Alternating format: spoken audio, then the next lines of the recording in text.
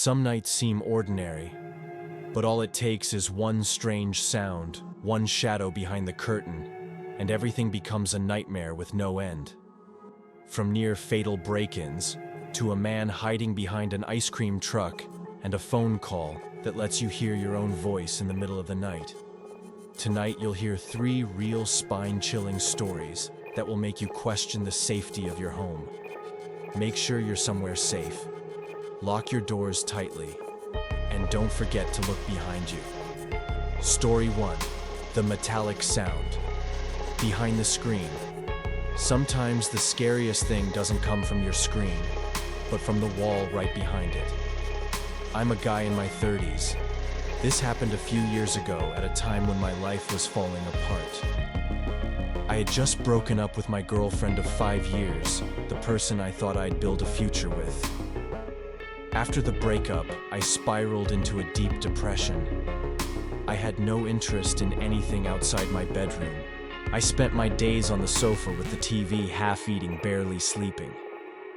It was a Saturday night, I remember, because it was my mom's 4th call that day, and I still couldn't pick up. Not because I was angry, but because I didn't have the energy to talk to anyone. I got bored of the action movie playing and randomly clicked on a blurry, low-budget horror film with a title no one would remember. One of those cheap ones I usually leave on for background noise. But this time, something felt different.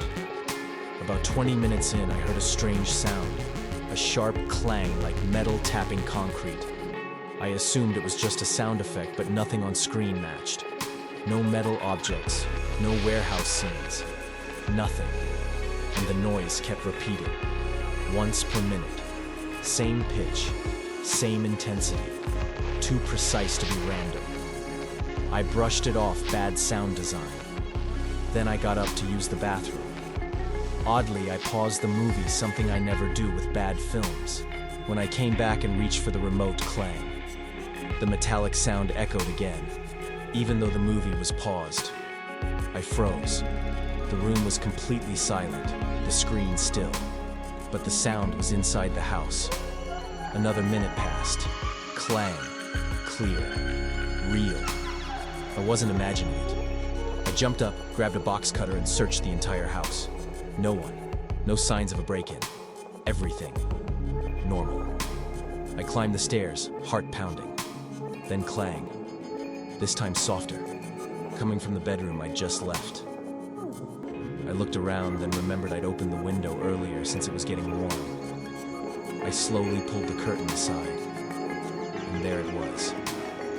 In the dim yard light stood a child next to my wooden patio chair, holding a white plastic pipe, staring straight up at my window. Before I could react, clang. He struck the chair, like he knew I was watching. My blood ran cold.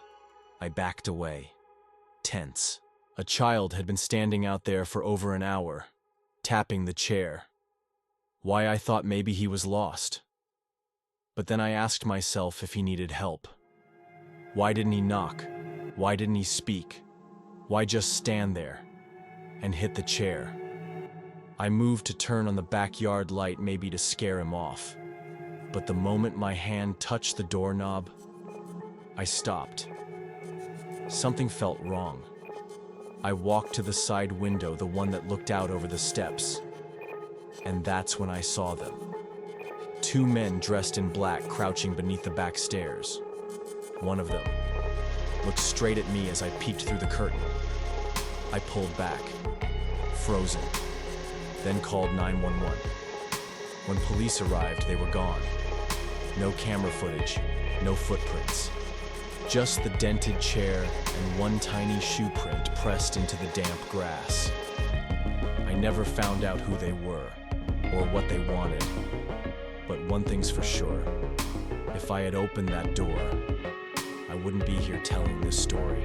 Story 2. The ice cream truck and the silent children. Not every summer night is sweet. Sometimes the sound of an ice cream jingle is more haunting than any horror soundtrack. I'm a college senior, and I usually spend spring break at home. While my friends party in Miami, I I prefer the quiet escape from school and stress. It was a Monday morning. I woke up early for the gym. 6:20 a.m., still chilly in mid-March. As I turned onto a familiar street, I saw something strange, an ice cream truck parked on the curb. No lights, no music, no people. It was way too early for that, too cold, and kids weren't even awake yet. I passed it slowly, glanced at the driver's seat empty. I tried to forget about it, but it lingered in my head. I couldn't remember ever seeing an ice cream truck on that street, not even as a kid. After my workout, I drove back. The truck was still there. This time, someone was inside. I slowed down. The man had a long face, a pointed nose, and a beard that looked like it hadn't been shaved in years. As I passed, he stared right back at me. Something felt wrong. I got home and locked the door, but the image stayed in my head. Later that afternoon, I went out to check the mail and saw the truck parked across the street from my house. My heart skipped. I ran upstairs, grabbed my brother's binoculars, looked out the window and nearly dropped them because he was looking back at me with his own binoculars. We locked eyes, separated by a street, but close enough. He lowered the binoculars, started the engine, and drove off. I called the police. They said they'd patrol the neighborhood. I tried to calm down. Went to bed early that night. At 3 a.m., I jolted awake. Outside, that song, that creepy broken ice cream truck melody, playing in the still night. Then clack. A pebble hit my bedroom window. I didn't move, didn't breathe, but eventually I forced myself to peek through the curtain. There he was, standing in my yard, with two small figures like children holding his hands. I screamed for my dad. When we rushed outside, they were gone. A few weeks later, my mom called.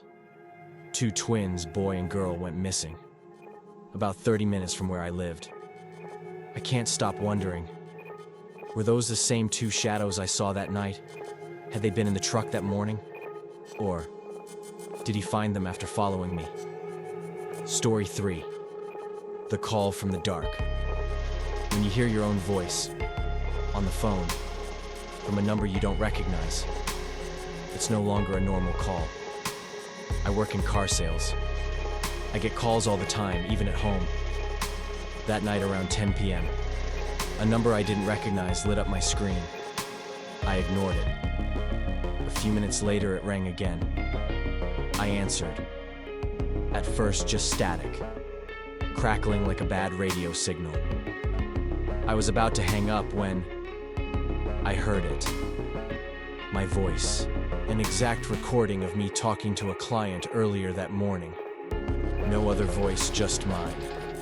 Explaining prices, scheduling a test drive. I froze. The next day I called the client. He knew nothing about the call. The next night, a different unknown number. Again, my voice. A different conversation. No background. No other voice.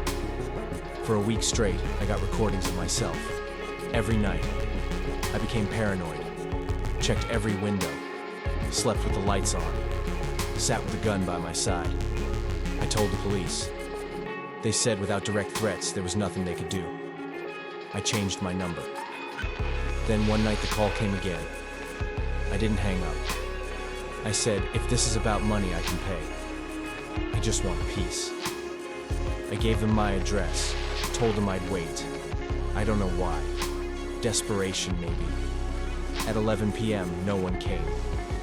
But I sat up all night, gun in hand. After that night, the calls stopped. I never found out who it was, or how they got those recordings.